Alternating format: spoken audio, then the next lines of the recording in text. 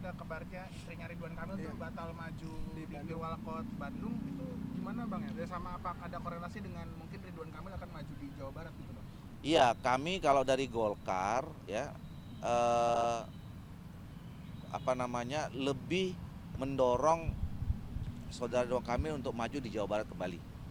Ya, dengan segala perhitungan kami secara politik dan juga untuk kepentingan pembangunan di Jawa Barat, mungkin Pak Ridwan Kamil lebih relevan, lebih bermanfaat, lebih berguna untuk masyarakat Jawa Barat.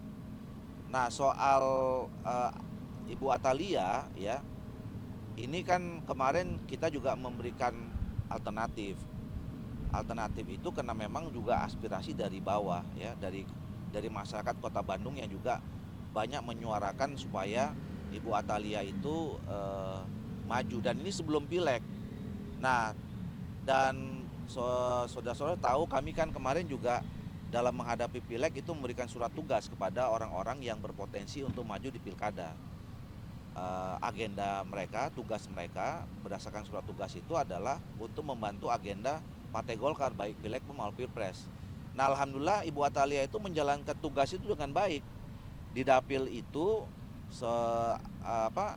Bu Atalia itu mendapatkan kursi DPR RI, malah menambah jadi 2 kursi, dan suaranya juga tinggi, 180-190 ribu. Jadi artinya aspirasi yang disampaikan oleh masyarakat Kota Bandung itu nggak salah, bahwa memang Ibu Atalia cukup populer dan elektabilitasnya cukup baik pada saat dipilek. Nah, nanti kita lihat perkembangannya ya, lihat perkembangannya. Kalau salah satu nanti yang akan kami pertimbangkan juga adalah apakah menjadi positif ya ketika Pak Ridwan Kamil di Jawa Barat, terus kemudian istrinya di Bandung ya, itu akan menambah nilai positif atau malah negatif, itu yang nanti juga kami akan kaji. Jadi semuanya masih terbuka. Tapi Bu Atalia memang sudah resmi mengundurkan diri gitu ya? Siapa? Bu Atalia. Dari maju Pilwalkot Bandung gitu Bang. Belum. Nah, apalagi yang nanti juga salah satu yang dipertimbangkan adalah Ibu Atalia kan sudah ngontrak DPR RI. Jadi kalau dia maju jadi wali kota itu harus mundur. Nah, ini kan belum tentu juga setiap orang habis bertanding dapat sesuatu terus kemudian suruh tanding lagi harus mundur, yang kemarin kan belum tentu mau. Itu juga salah satu pertimbangannya nanti. Mengenai kubu non pendukung Pak Prabowo yang bergabung ke Pak Prabowo, Golkar melihatnya sejauh ini seperti apa Pak? Kami melihat bagus-bagus saja ya, karena begini, kami kan dari awal salah satu pertimbangan kita memberikan dukungan ke Pak Prabowo ini kan ada satu narasi besar yang dia selalu sampaikan, yaitu bagaimana Indonesia ke depan ini kalau mau maju itu salah satu syaratnya kita harus tetap bersatu bersama, solid gitu, membangun persatuan dan kesatuan gitu, bersinergi antara elemen bangsa gitu. Jadi wujudnya kan salah satunya adalah bagaimana Pak Prabowo yang sekarang sudah ditetapkan sebagai presiden terpilih juga harus membangun komunikasi dengan semua elemen bangsa termasuk partai politik. Nah, cuman ada hal yang berbeda ya. Saya kira komunikasi politik itu menjadi mutlak penting ya dilakukan gitu. Tapi apakah kemudian itu dapat disimpulkan bergabung dengan pemerintahan, itu belum tentu, tergantung si partai politiknya masing-masing ya.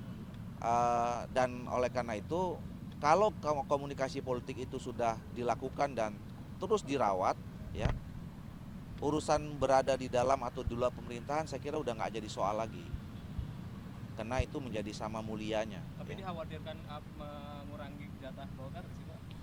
Kalau soal kabinet, komposisi kabinet itu ke hak prerogatifnya Pak Prabowo. Saya yakin Pak Prabowo sudah paham, punya rumusan sendiri ya, siapa-siapa saja, dari mana saja, berapa banyak dari mana saja partai politiknya gitu.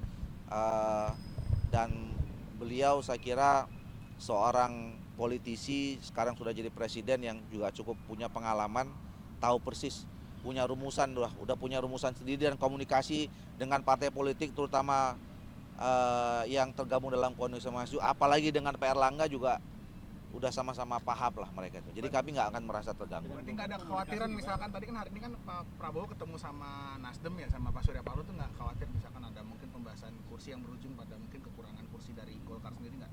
Nggak ada. Nggak, ya, makanya saya kira Pak Prabowo pasti sudah punya rumusan sendiri. Yang itu rumusan itu sudah muncul pembicaraan antara ketua umum partai politik, terutama yang di Koalisi Indonesia Maju.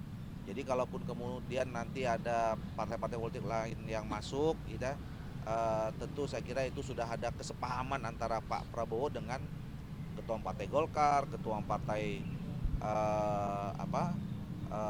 PAN, Demokrat, dan yang lainnya ya, yang tergabung dalam Koalisi Indonesia Maju. Rumusan yang disepakati nggak, Pak? Ya, Berapa sih? yang tahu Pak Prabowo, Pak Erlangga, dan Allah Subhanahu Wa Taala. Pak, rumusan yang disepakati apa antara Pak Prabowo dan pimpinan partai yang ada koalisi Indonesia Maju? Belum selesai kan, ini pelantikannya masih 20 Oktober, masih panjang gitu.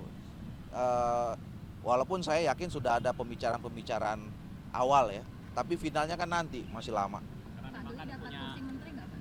Apa? Pak Dodi dapat kursi menteri. Saya ini kan pengurus DP Partai Golkar, itu tergantung dari Pak Erlangga Hartarto, ketua Bang, umum Munas kita. jadinya Desember.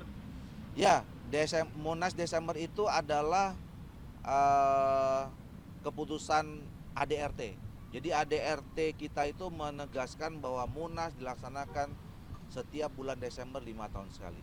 Jadi itu perintahnya ADRT Desember itu.